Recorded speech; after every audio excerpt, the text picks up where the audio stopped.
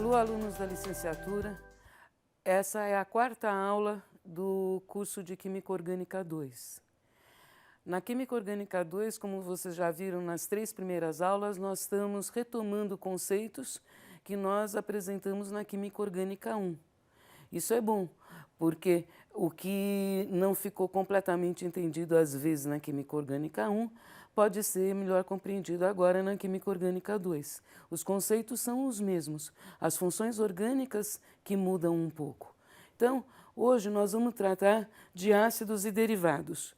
Ácidos e derivados, que classe de compostos são essas? São os ácidos orgânicos e derivados de ácidos orgânicos, que são compostos que podem ser obtidos formalmente dos ácidos orgânicos por reação deles com substâncias específicas. Então, são os ésteres, as aminas, os anidridos e os aletos de ácidos. Sendo que os ésteres estão ressaltados aqui em azul, porque nós vamos usar os ésteres como paradigma, como exemplo desse conjunto de funções. Então, a reatividade e os exemplos vão ser dados a partir dos ésteres, mas os mecanismos são exatamente os mesmos. Nesse slide, o que a gente está buscando apresentar é a diversidade estrutural que é possível de se observar nessa classe de compostos, os ácidos e seus derivados. Então, reparem que as estruturas podem ser complexas, como, por exemplo, nessa substância, mas aqui eu tenho o grupo que caracteriza um ácido orgânico, C-OOH. Aqui é um derivado de ácido. Aqui é outro derivado de ácido. Então, aqui eu tenho derivados de ácidos, aqui eu tenho um composto que é ácido, é um fenol substituído, e assim sucessivamente. Então, depois vocês podem olhar com mais calma esse conjunto de estruturas e procurar reconhecer por que cada um desses é um ácido ou um derivado de ácido.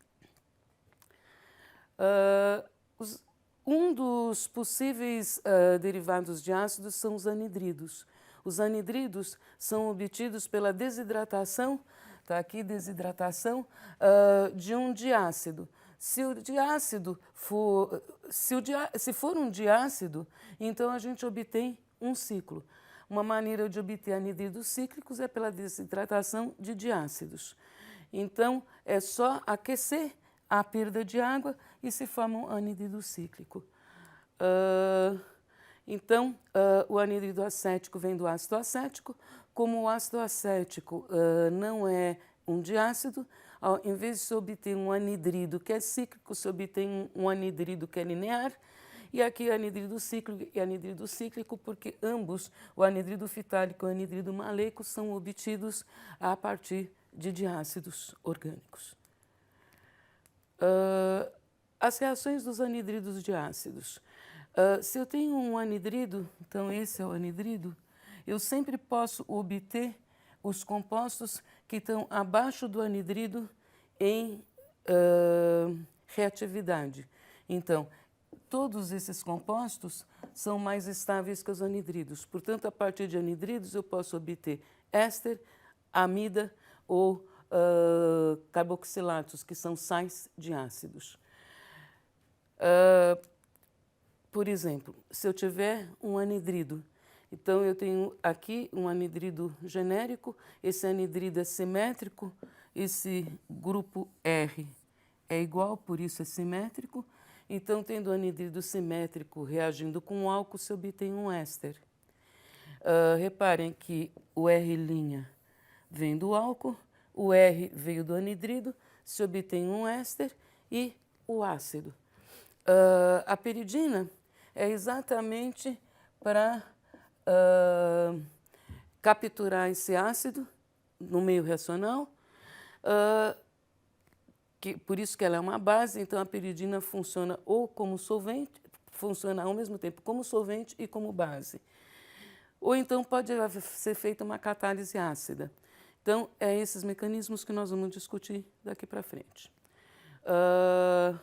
Então, aqui, via quer dizer qual é o mecanismo que está envolvido, então vamos ver isso. Nós já vimos nos aldeídos e cetonas que nós temos compostos que têm pares de elétrons livres. No álcool, no oxigênio do álcool, há pares de elétrons livres. Esse par de elétrons livres pode atacar o carbono da carboxila. Aqui não é carbonila. Carbonila é de aldeídos e cetonas. Carboxila é de ácidos e derivados. Ataca o carbono da carboxila e se obtém o éster e o ácido. E esse intermediário é o intermediário que é gerado pelo ataque do álcool ao carbono da carboxila. Esse mecanismo vai ser mostrado mais detalhadamente logo à frente. Aqui, então, é a catálise ácida. O que a catálise ácida faz é protonar um dos oxigênios da carboxila, e isso faz que o carbono fique mais positivo. Se ele é mais positivo, ele é mais facilmente atacado pelo par de elétrons livre do oxigênio, que é um nucleófilo. E se obtém, então, com 60% de rendimento aquele éster. Éster é a função dupla O, R, R'. O anidrido pode reagir também com amônia. Então, a gente pode reagir ou com amônia ou, como a gente tinha visto, com álcool. Quando reage com amônia pelo mesmo tipo de intermediário, a gente obtém agora a amida. Aqui são exemplos. Reparem, aqui eu tenho o par de elétrons livre. Esse par de elétrons livre vai atacar o carbono da carboxila, obtendo-se aquele produto que está mostrado com 98% de rendimento. Anidrido com água. Se o anidrido reage com água, agora então a gente vai obter de volta o ácido que tinha sido desidratado. Então, aqui era o anidrido obtido pela desidratação de 2 moléculas do ácido. A hora que reage com água, se obtém as 2 moléculas do ácido de partida.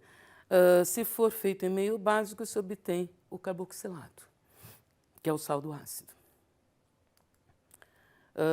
Aqui é o exemplo exatamente do anidrido fitálico. Se obtém, então, o ácido fitálico. E, finalmente, eu queria falar dos ésteres do glicerol. Então, aqui é o glicerol, para vocês lembrarem, que é um álcool. Ésteres do glicerol estão aqui. Se as cadeias são longas, a gente chama a mistura desses ésteres do glicerol, que são os trisésteres de glicerila, são exatamente as gorduras e os óleos. Então, gorduras e óleos são misturas de triésteres de glicerila. São os triglicérides. Então, quando a gente vai fazer exame de sangue e vê o nível de triglicérides, são compostos com esse tipo de estrutura, variando os grupos R que estão ligados aos oxigênios. Então, são ésteres, estão vendo? Dupla O, 3 vezes, porque são derivados do glicerol. Então, fontes de ésteres, eles muitas vezes são encontrados em produtos naturais. Produtos naturais porque são produtos encontrados por exemplo, banana. O cheiro da banana não é só o acetato de trismetilbutila. O acetato de trismetilbutila é um dos componentes que dá o odor da banana, o odor característico da banana. Se for o acetato de trismetilbutila puro, fica muito pungente, muito forte o odor.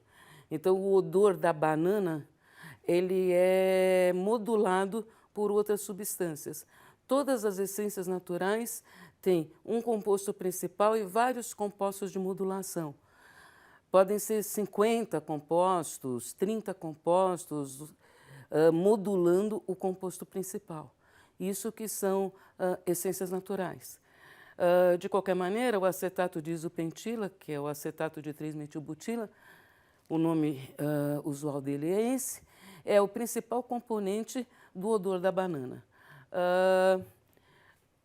Então, ésteres são flavorizantes. Os ésteres atribuem gosto e cheiro a vários produtos, inclusive industrializados. Então, quando a gente ingere produtos industrializados com cheiro de banana, com cheiro de morango, com cheiro de abacaxi, normalmente o que foi manipulado na indústria para atribuir o cheiro a esses produtos são ésteres, misturas de ésteres. Quanto às propriedades físicas, reparem que os ésteres têm um ponto de ebulição maior do que um alcano de massa molecular correspondente e menor do que um álcool de massa molecular semelhante. Porque as forças intermoleculares que agem no caso do éster são, claro, as forças de polo induzido existem em todos os casos, mas nesse caso eu também tenho dipolo permanente e dipolo permanente, que não existe no caso dos alcanos. Como dipolo permanente são forças mais intensas do que as forças de dipolo induzido,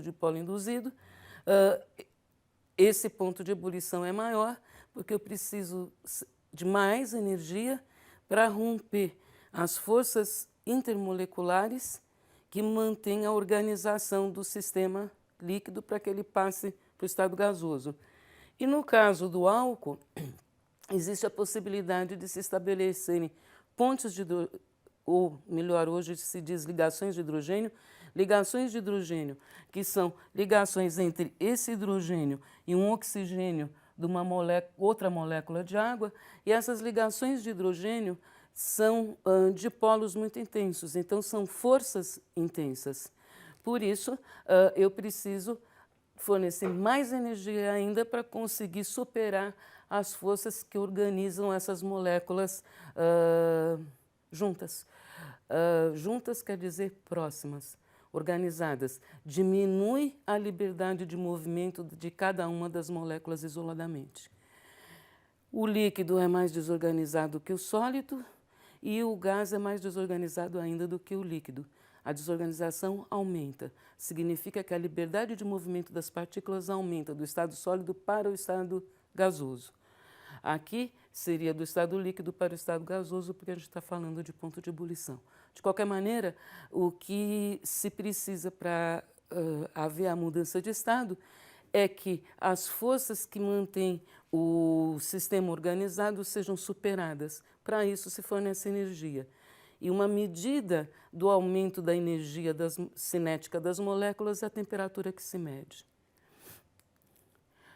A solubilidade em água se pode explicar por raciocínios semelhantes, sendo que a água ela estabelece interações com as partículas da substância que vai ser solubilizada nela.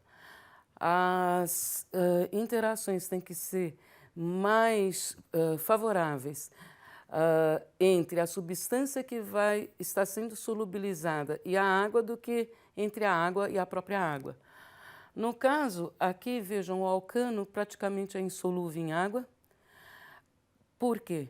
Porque o máximo que vai haver é dipolo induzido para interagir com as moléculas de água. Nesse caso, aumenta a solubilidade, porque eu já tenho um dipolo permanente que pode interagir com as moléculas de água, e no caso do álcool, eu já posso ter ligações de hidrogênio entre as moléculas de álcool e as moléculas de água. De novo, eu estou recordando, né, a questão das gorduras e dos óleos. Isso aqui é um exemplo de gordura. Essa é a triestearina, que faz parte das gorduras animais e vegetais. Reparem que as cadeias são longas, certo? Então, são cadeias longas porque exatamente as gorduras são insolúveis em água, como os óleos. Por que são insolúveis em água? Porque essa cadeia longa não tem interações eficientes com as moléculas de água. Quando a gente diz insolúveis, é insolúvel em água. As lactonas são ésteres cíclicos, então os ésteres cíclicos têm esse nome específico. Isso é um exemplo de uma lactona e é só para vocês verem que então os ésteres não precisam ser necessariamente lineares, podem ser cíclicos também. E aqui é um feromônio, um exemplo de um feromônio, que é o feromônio do besouro japonês, da fêmea do besouro japonês. Esse tipo de molécula tem sido sintetizado ou isolado, muitas vezes sintetizado, exatamente para controle de pragas.